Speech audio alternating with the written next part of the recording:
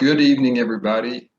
I'm presenting a problem tonight that showed up on a very popular YouTube math channel. And it's an exponential equation. And I spent some time thinking about how to even describe this, but it's an exponential equation involving the sum of irrational numbers. So let's take a look at this very first problem here. Now, if you take a look here, you have three sum ends here, the root 75, root 27, and root 3. Now, you kind of have a hunch on how this is going to go. You'll notice that 9 is a power of 3, it's 3 squared. Then you have the square root of 3 right here, then you have 3 multiples of 3. There's 3, 27, which is 3 times 9, and then 75, which is 3 times 25.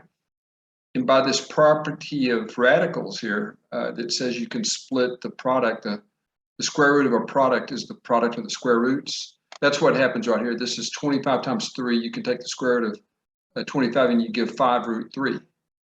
And so we have 5 minus 3 minus 1, which just leaves root 3.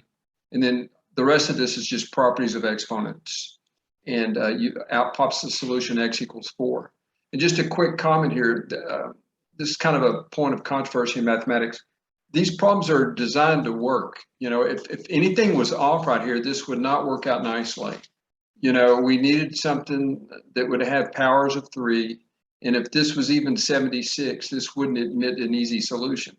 So the problems, even the challenging math problems, are kind of engineered or designed to come out okay. And some people don't really agree with that, but you can make up a lot of problems. If you just arbitrarily made up a problem like this, it would not work out nicely. Now, what I want to do next is bring in another problem that's sort of like this, that is not such of a dead giveaway here. Let me bring this one up for you. Now, this one is similar. This one is similar, but if you notice, the numbers are slightly larger, and this isn't an obvious number here, 343 for most of us. And again, root 3 was sitting here kind of isolated, which made it kind of a starting point for the strategy of the problem. But right here, this is slightly different. None of these numbers are obviously related back to this number. So the first thing to recognize on this one is 343 is actually equal to 7 cubed.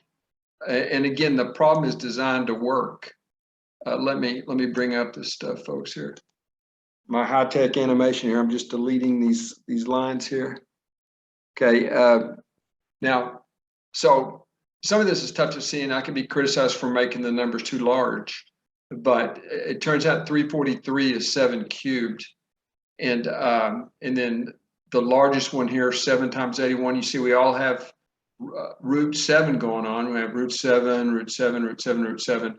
And of course, this is, so again, I designed a problem that was slightly more obscure than this one, but it was still designed to work out nicely.